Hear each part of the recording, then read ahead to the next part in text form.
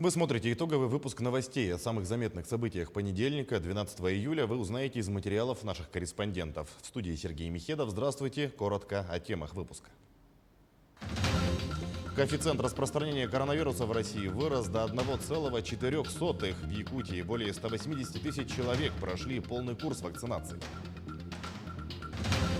Сложная лесопожарная обстановка сохраняется в 12 районах региона. Национальный парк Ленские столбы открыли для посещения. Вой сирены, выстрелы ракетницы, дымовая завеса. Это поле боя для воспитанников военно-патриотического клуба «Витязи». С полевых сборов вернулись юные ленчане. Прошли соревнования между пожарно-спасательными подразделениями Нерюнгринского гарнизона. Какая команда стала лучшей? Италия чемпион. Завершились матчи чемпионата Европы по футболу. Расскажем, как северная столица встречала гостей Евро.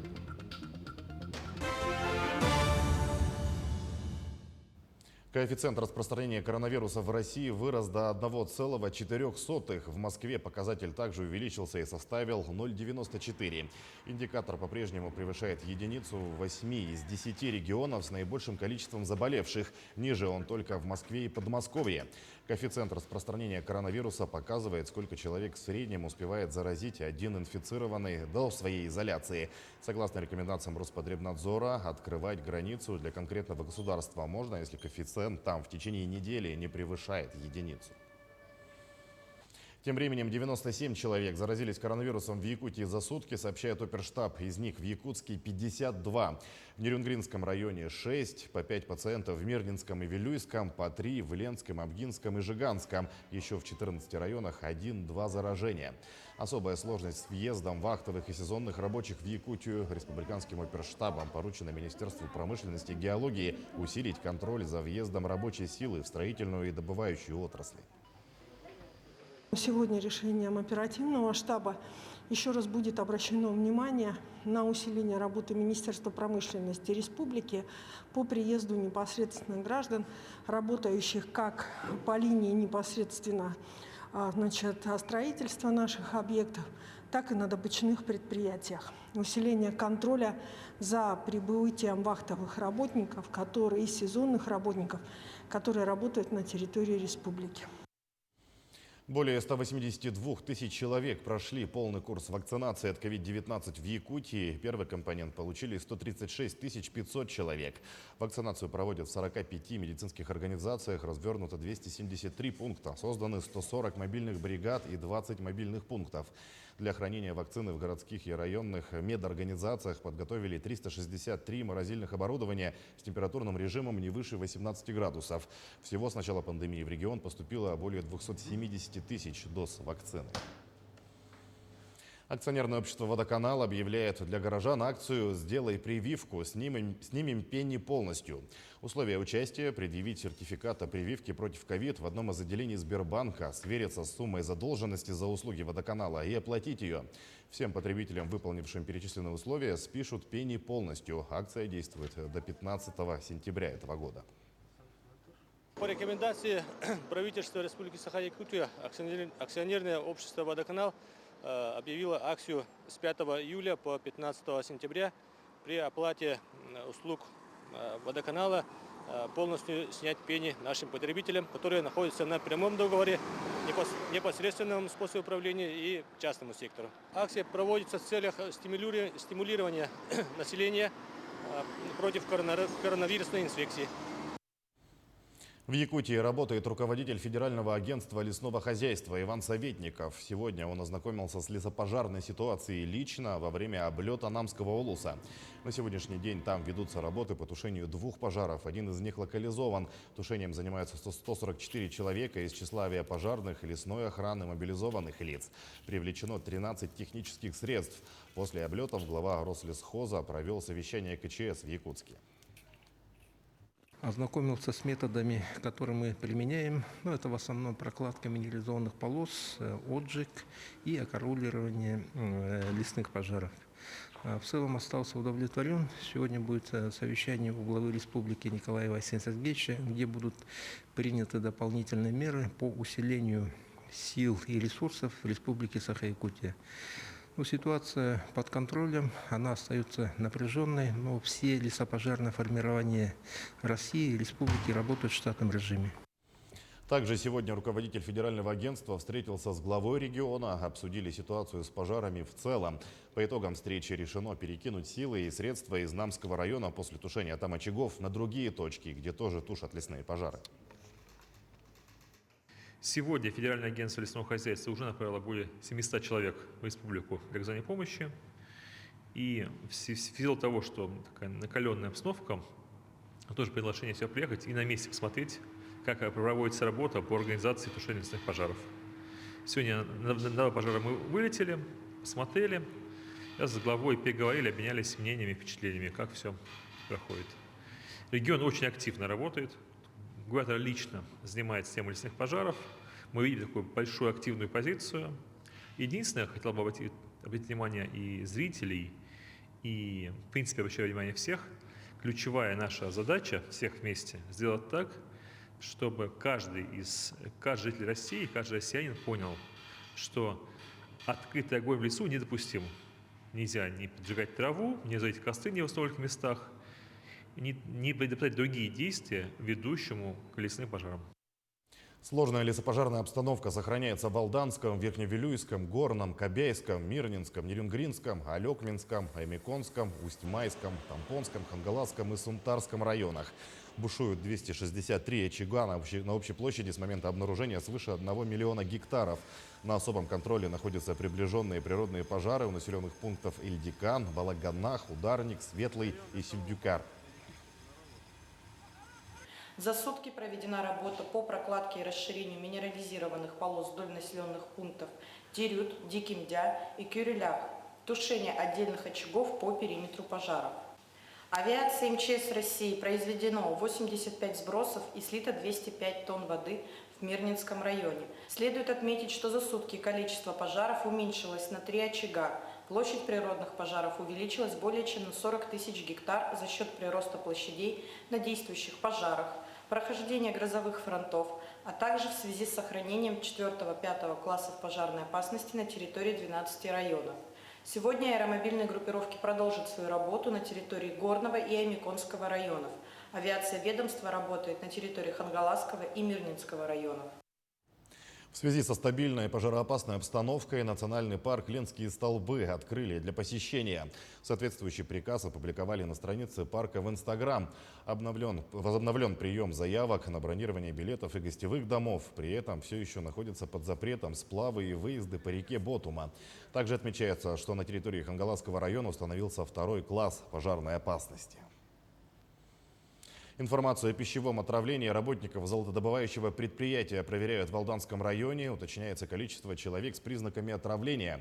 В ходе проверки прокуратура даст оценку соблюдению санитарно-эпидемиологического законодательства при организации питания работников, требований иных норм закона. По результатам проверки при наличии оснований примут меры. Прокуратура Алданского района с привлечением специалистов территориального отдела управления Роспотребнадзора в Алданском районе организовала выездную проверку по информации о пищевом отравлении работников на одном из участков золотодобывающего предприятия. Данные о количестве работников с признаками отравления уточняются. Министерство России по развитию Дальнего Востока и Арктики начало использовать деление Дальневосточного федерального округа на 4 экономические провинции в зависимости от подходов к экономическому развитию. Об этом сообщил глава Минвостокразвития страны Алексей Чекунков. В Забайкальскую провинцию попали Бурятия и Забайкальский край. К приграничной провинции ведомство отнесло Еврейскую автономную область, Амурскую область, Хабаровский край и Приморье. Третья территория – островная. В нее вошли Сахалин и Камчатка.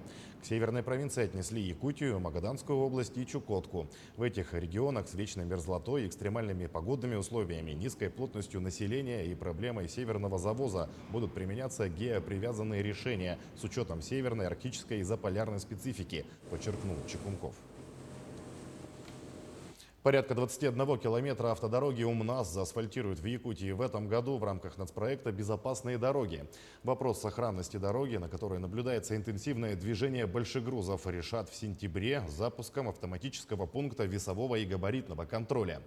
За нарушение при перевозке грузов для юрлиц предусмотрен штраф до 400 тысяч рублей. Отмечается, что аппарат способен отслеживать не только перевес и крупногабарит, но и скоростной режим, госномер автомашины и интенсивность движения. Автодорога УМНАС по нормативам выдерживает допустимый максимальный вес автомобиля с грузом до 44 тонн. Однако грузоперевозчики превышают эту норму почти в 2 раза.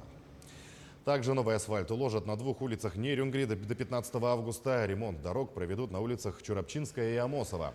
Работы на Чурапчинской стартовали 10 июля. Планируется уложить асфальт от дома номер 38 до конечной автобусной остановки. Сообщается, что ремонтируемый участок будет перекрыт до 26 июля. При этом остановка напротив 15-й школы временно станет конечной и отправной. Также начат ремонт улицы Амосова на въезде в город. Работы планируют закончить до 15 августа. Завершается первая смена в детских летних лагерях. Так, на период первого сезона открылись порядка 270 лагерей. Из них 20 труда и отдыха, 227 дневного пребывания и 22 стационарных в закрытом режиме. Удалось охватить 11 тысяч детей. При этом на вторую смену запланирована работа 218 лагерей с охватом более 8,5 тысяч ребятишек. Всего на работу в первую смену было привлечено почти 2000 сотрудников. Из них 92% вакцинированных, остальные имеют медотвод. На сегодня, согласно всем требованиям Роспотребнадзора, разрешается, значит, в наших стационарных лагерях работать в закрытом режиме. То есть сотрудники и дети проживают все 21 день непосредственно в лагере. И наполняемость лагеря составляет где-то примерно 75% от проектной мощности. Всего по линии Миноборнауки Якутии организуют отдых более 800 детей за пределами республики. Из них 413 за счет госпрограммы развития образования с полной оплатой стоимости путевки.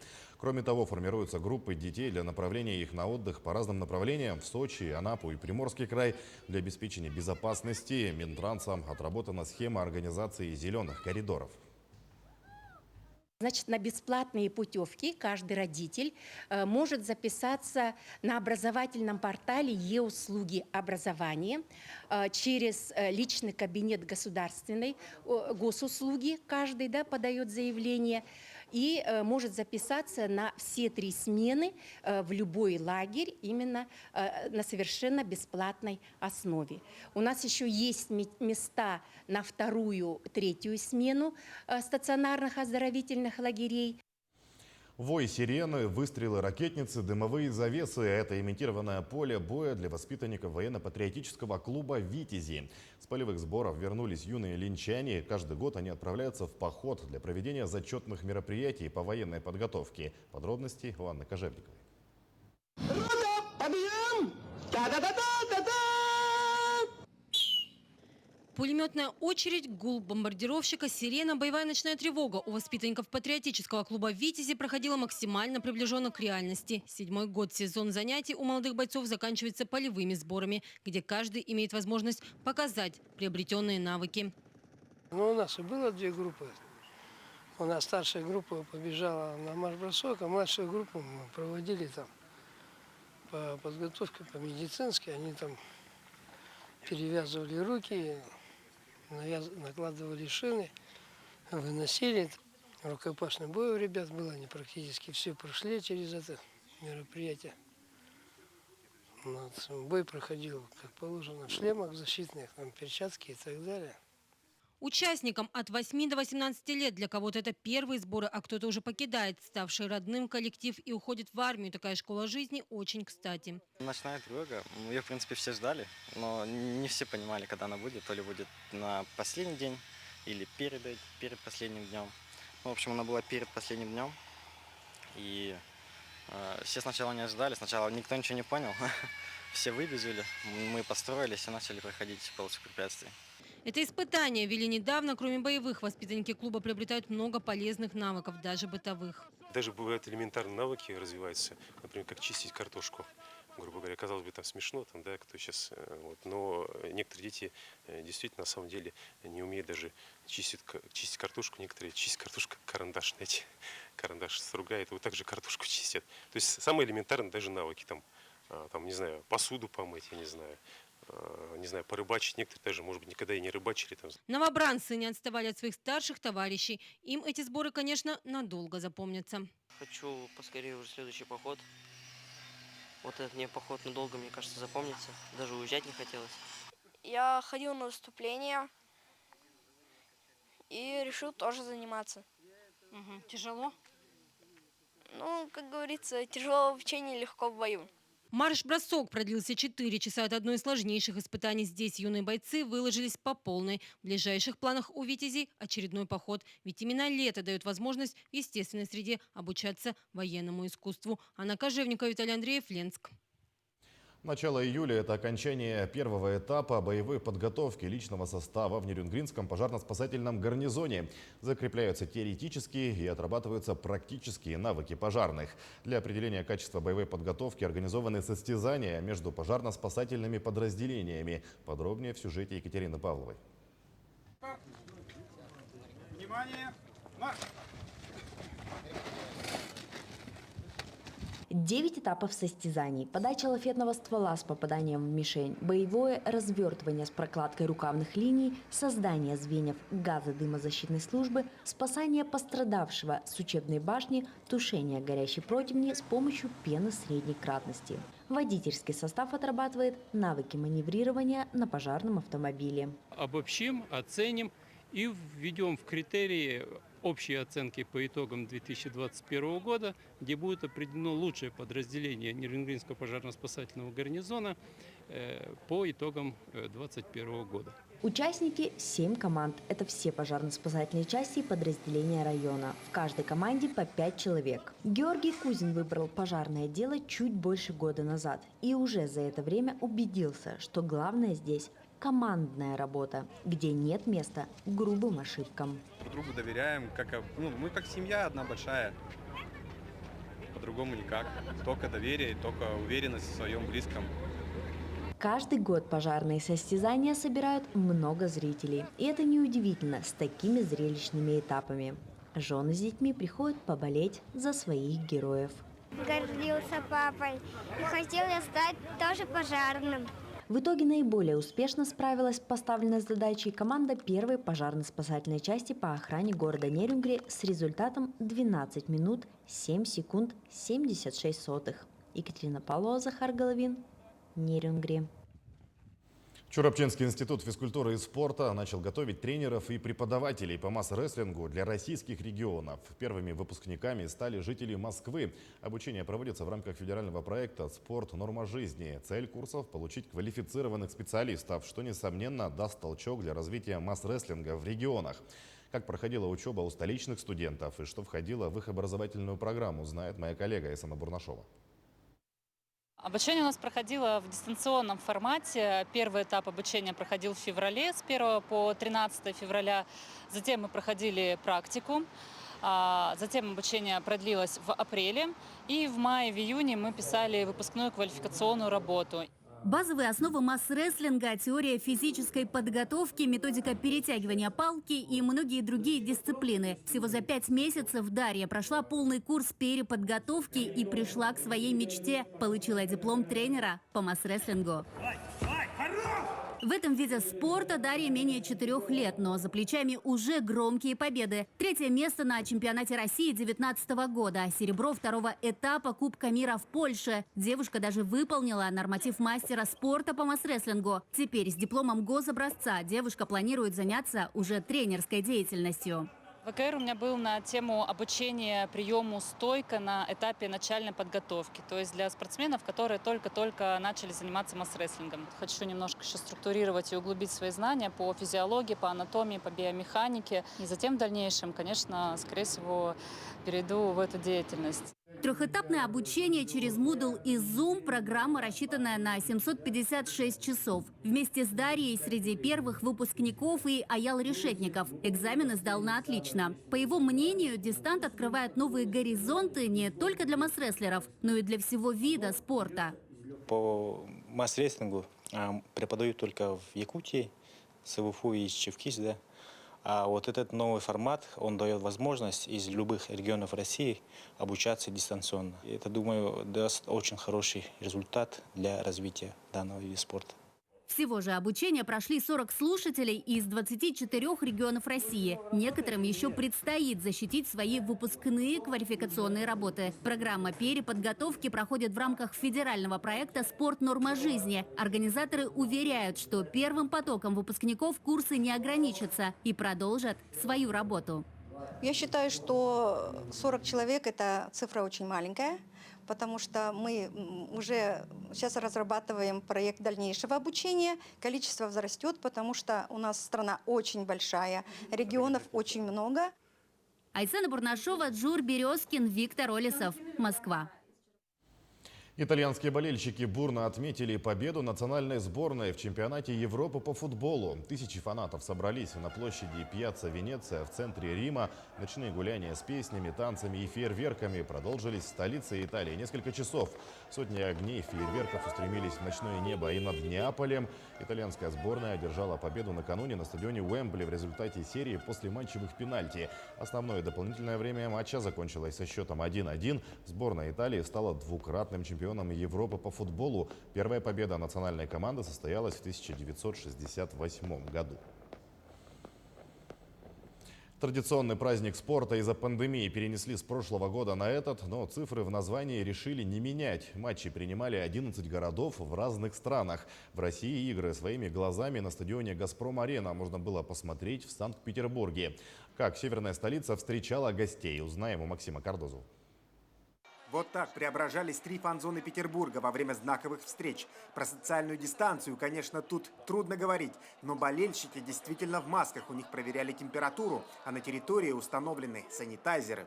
Несмотря на ограничения, в связи с пандемией, неплохо праздник спорта, я считаю, удался. Были туристы из разных стран, довольно-таки большое количество. Не так, конечно, как на чемпионате мира в 2018 году, но все же, да, у нас город проснулся после пандемии, абсолютно точно.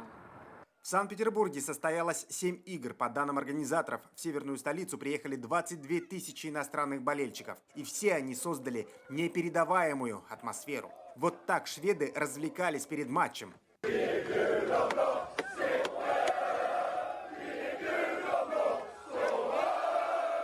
А это уже целый флешмоб от польских болельщиков прямо в метро. А так бельгийцы отмечали победу над Россией.